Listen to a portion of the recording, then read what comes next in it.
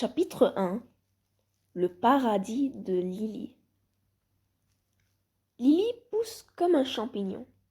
Elle est rousse, et quand elle sourit, de délicieuses fossettes se creusent dans ses joues roses.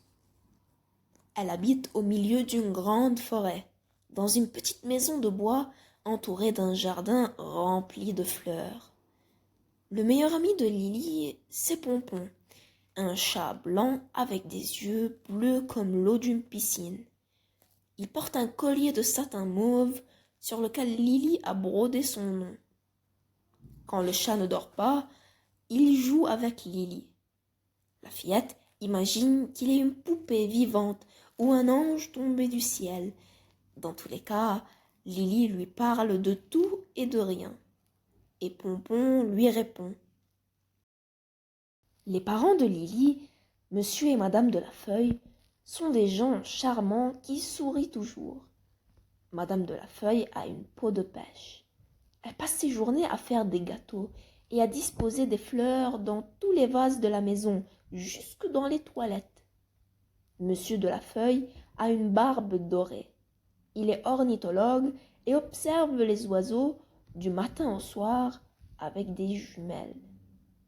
Leur vie est aussi bien réglée que du papier à musique. Tous les jours, après le déjeuner, entre 14 et 16 heures, monsieur et madame de la Feuille font une petite sieste dans leur chambre. Pendant ce temps, Lily va s'étendre sur son lit. Mais comme elle n'aime pas dormir en plein jour, elle raconte des histoires à Pompon, qui ronronne ou dort selon le moment.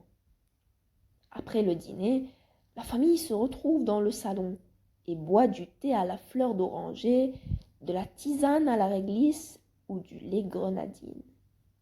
Monsieur et madame de la Feuille ne savent rien de ce qui se passe dans le monde, car ils ne possèdent ni radio ni télévision et ne reçoivent jamais aucun journal. Si bien que Lily pense que le monde est un paradis, comme son jardin, et que tout ce qui s'y passe est doux et charmant.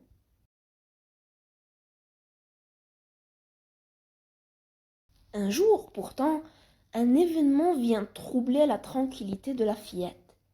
Ce matin-là, elle joue à chat avec Pompon. Son amie bondit sur le mur du jardin et elle se lance à sa poursuite. Mais elle n'a pas le temps de grimper très haut. Un cri strident retentit derrière elle.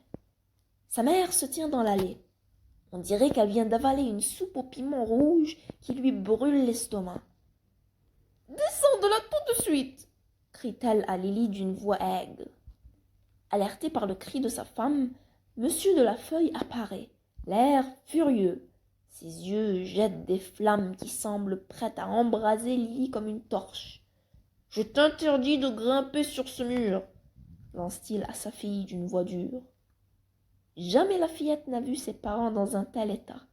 Malgré son émotion, elle demande « Mais pourquoi ?»« Parce que » répondent en chœur ses parents.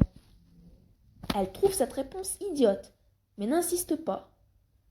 Dès que monsieur et madame de la Feuille se sont éloignés, Pompon réapparaît. Lily lui demande « Sais-tu, toi, pourquoi je ne dois pas grimper sur ce mur ?»« Tu ne dois pas sortir de ce jardin, c'est tout. »« Mais pourquoi ?» Déjà, Pompon a filé pour aller s'étendre sous le cerisier dans une flaque de soleil. Lily va pleurer dans sa chambre. Elle pleure longtemps, puis elle s'endort.